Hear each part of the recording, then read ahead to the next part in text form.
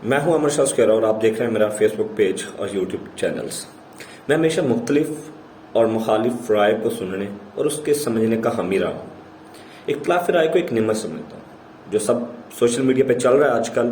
بحیثیت مسلمان میں نہیں، کوئی بھی شخص کسی بھی شخص کے لیے یہ ناقابل برداشت ہے کہ وہ مسجد نبوی کی توہین کو برداشت کرے یا اس عمل کو اچھا سمجھے۔ نبی کریم صلی اللہ علیہ وسلم پر کروڑوں درود و اسلام۔ ایک حدیث کا مفہوم ہے کہ ایک آدمی کے جھوٹے ہونے کے لیے یہی کافی ہے کہ وہ سنی سنائی بات بغیر تحقیق کے آگے بیان کر دے، لیکن یہ سوشل میڈیا پہ تو آج کل چل رہا ہے۔ جو مسجد نبوی میں واقعہ ہوا، اس واقعہ کی میں مذمت کرتا ہوں اور عوام کو ایسا نہیں کرنا چاہیے تھا، چاہے وہ مسجد کے اندر ہو یا باہر ہو۔ پاکستان تحریک انصاف کے رہنما اور سوشل میڈیا ورکرز کی طرف سے یہ آواز بلند کی جا رہی ہے کہ یہ جان بوجھ کر پی ٹی آئی پہ ڈال کر مذہب کارڈ کھیلا جا رہا ہے، اور اس سلسلے میں ایم پی اے ہنا پرویز بٹ کا ایک چیٹ کا اسکرین شاٹ بھی سوشل میڈیا میں وائرل ہے۔ ان کا کہنا ہے کہ مسجد کے اندر یہ واقعہ نہیں ہوا، یہ مسجد کے باہر ہوا واقعہ۔ لوگوں نے جوتے پہنے ہوئے تھے، مسجد کے اندر لوگ جوتا نہیں پہنتے، لیکن بحیثیت مسلمان پھر بھی ہمیں اس پاک شہر کے تقدس کو پامال کرنے کا خیال نہیں کرنا چاہیے تھا۔ جو لوگ یہ کر چکے ہیں ان کو نہیں کرنا چاہیے تھا، اس کی مزاحمت بنتی ہے۔ دیکھیں نا، کیا عزت رہ گئی ہوگی کہ جب اپنے منصب کے سامنے عام اور غریب عوام کی طرف سے وہ بھی اللہ کے پیارے حبیب کے شہر میں چور چور کی وعدے لگا رہے ہوں گے۔ یہ لیڈران کو نہیں، پاکستان کو ذلیل اور رسوا کرنے کی سازش کی جا رہی ہے۔ وہاں پہ اور بھی بہت سارے پاکستانی لوگ موجود تھے، جن میں تحریک انصاف کے شہریار افریدی، ابرار الحق، صابر شاکر اور بہت سارے لوگ موجود تھے۔ ان کے ساتھ ایسا نہیں ہوا، پر جن کے ساتھ بھی ہوا یہ غلط ہوا۔ پھر اسی جگہ پہ ہی جو پاکستان کے وزیر خارجہ ہیں بلاول بھٹو صاحب، ان کی آمد ہوئی تو وہاں پہ لوگوں نے ان کا بھرپور استقبال کیا اور نعرے بلند کیے۔ یہ بھی ایک تقدس پامال کرنے کا واقعہ ہے جو غلط تھا اور غلط کہنا چاہیے، اور یہ بھی قابل مذمت ہے۔ سب کے لیے ہر رائے مختلف رکھنا زبان زد عام ہے، لیکن پی ٹی آئی کی مخالفت میں چند لوگوں کو میں نے دیکھا کہ مسجد نبوی کی مقدس جگہ جو ہے مسجد، اس کی تقدس کو کندھوں پہ رکھ کے پی ٹی آئی کے خلاف زہر اگلنے کا کام بھی شروع ہے۔ میرا ان سے سیدھا سادہ سا یہ سوال ہے کہ 2 سال پہلے جب عمران خان کے ساتھ یہ واقعہ حرم شریف میں پیش آیا تو پارلیمانی جو پاکستان مسلم لیگ نون کی رہنما تھی مریم نواز صاحبہ، انہوں نے اس سے بڑے دھوم دھام فخر اور مکافات عمل کی طرح سے پیش کیا، اور تب بھی اس کی مزاحمت بنتی تھی، اور جو کل ہوا یا 2-3 دن پہلے ہوا اس کی بھی مزاحمت بنتی ہے۔ کیا تب جو تقدس پامال ہوا اس پہ سوال نہیں اٹھتا تھا اور آج بھی اٹھتا ہے؟ لیکن اللہ جسے چاہے عزت دیتا ہے، جسے چاہے ذلت دیتا ہے۔ اللہ جس کو چاہے جہاں پہ مرضی رسوا کر دے۔ یہ ساری باتوں کے بعد کچھ سوالات ذہن میں ہیں۔ جس طریقے سے کچھ دن پہلے مفتیٰ اسماعیل نے قرآنی آیات کا تمثرہ اڑاتے ہوئے اڑائے، لیکن لوگ خاموش رہے۔ اس سے پہلے رانا ثناء اللہ نے بیان دیا کہ نواز شریف کا استقبال کرنا حج سے زیادہ ثواب ہے، تب بھی لوگ خاموش رہے۔ ایک اور بیان میں کہا گیا کہ قادیانی ہمارے بھائی ہیں، تب بھی لوگ خاموش رہے۔ ایک غیر محرم کا 24-25 بندوں کے ساتھ عمرے پہ جانا، تو بھی یہ لوگ خاموش رہے۔ صرف اس تقدس پامال ہونے پر جو نمودار ہوئے، میں ان سے مخاطب ہوں۔ اور پھر احسن اقبال صاحب کا وہاں پہ ایک بیان دینا، مریم اورنگزیب صاحبہ کا بیان دینا، شاہ زین بگٹی کا وکٹری بناتے ہوئے وہاں سے جانا، میں ان سے صاف کہنا چاہتا ہوں، سن لیں، بے شک منافقین کا ٹھکانہ جہنم ہے۔ بحیثیت مسلمان جو غلط ہوا اس کو غلط کہنا سب پہ لازم ہے۔ دین اسلام سب سے پہلے سیاسی وابستگی بعد میں۔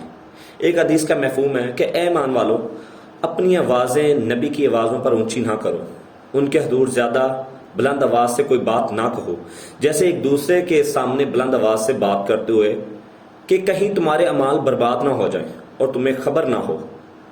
پر شاید وہاں یہ سب کرنے والے لوگ اس حدیث سے ناواقف تھے، یا وہ بھول گئے تھے کہ اپنی گناہوں کی معافی مانگتے ہوئے وہ ایک اور گناہ کر بیٹھے۔ اور عمرے سے جانے سے پہلے شیخ رشید صاحب نے کہا کہ وزیر اعظم جہاں جائے گا پاکستانیوں کی نفرت کا سامنا کرنا پڑے گا۔ پاکستانیوں کو موجود حکمرانوں سے شدید قسم کی نفرت ہے۔ دنیا میں بسنے والوں پاکستان کے نزدیک موجودہ حکمران امپورٹنٹ، سلیکٹڈ اور چور ہے۔ جو کچھ روضہ رسول صلی اللہ علیہ وآلہ وسلم پر ہوا، یہ سب عمرہ زائرین تھے جو روضہ رسول پر حاضری کے لیے گئے تھے۔ حاضری کے دوران وہ امن کے خلاف اپنے جذبات کا اظہار کیے بغیر نہ رہ سکے، اور انہوں نے سینکڑوں نہیں وہاں پہ ہزاروں کی تعداد میں لوگ موجود تھے۔ وہاں سعودی گورنمنٹ جو حکومت ہے ان کے مطابق 33 ممالک کے مسلمان موجود تھے جن سب نے یہ کیا، اور اسی رات عمران خان صاحب مولانا تاج محل کے ساتھ پاکستان کی خوشحالی، عدم استحکام اور بہتری کے لیے دعا گو تھے۔ اور رات ہی انہوں نے ARY نیوز کے ایک اینکرز کو ایک انٹرویو میں ایک وضاحتی بیان دیتے ہوئے کہا کہ جو مدینہ میں ہوا یہ ان کے اپنے عمل کا نتیجہ ہے۔ سوچ بھی نہیں سکتا مقدس جگہ لوگوں کو واضح کسنے کی ہدایت دوں گا۔ کوئی عاشق رسول ایسا کرنے کا سوچ بھی نہیں سکتا، اور جو میرے دل میں رسول کریم صلی اللہ علیہ وسلم کا مقام ہے وہ مجھے کسی کے سامنے ثابت کرنے کی ضرورت نہیں۔ مدینہ میں جب یہ واقعہ ہوا تب کارکنان شب دعا میں مصروف تھے۔ میں نے پوری دنیا میں اسلام فوبیا کے خلاف آواز بلند کی۔ میرا عقیدہ ہے کہ جو رسول اللہ علیہ وسلم سے عشق نہ ہو تو ایمان مکمل نہیں ہوتا، جبکہ مریم نواز صاحبہ کی طرف سے ہر سوشل میڈیا اکاؤنٹس پر اس بات کو عمران خان کے ساتھ جوڑا جا رہا ہے۔ لیکن یہاں میں یہ کہنا چاہوں گا ہمیں بس تھوڑا سا عقل سے کام لینا ہوگا، کیونکہ یہ پولیٹیکل پارٹیز پاکستانی عوام کو برسوں سے بے وقوف بنا رہی ہیں۔ اب بس ہو گئی ہے، پاکستان کو برباد نہ کیا جائے۔ No we are no more fools. ہاں، یہ وہ مزدور تھے جو وہاں مزدوری کرتے ہیں، پیسے بھیجتے ہیں پاکستان میں ان کے گھر والے یہاں پہ ٹیکس ادا کرتے اور چیزوں کو خریدتے ہیں۔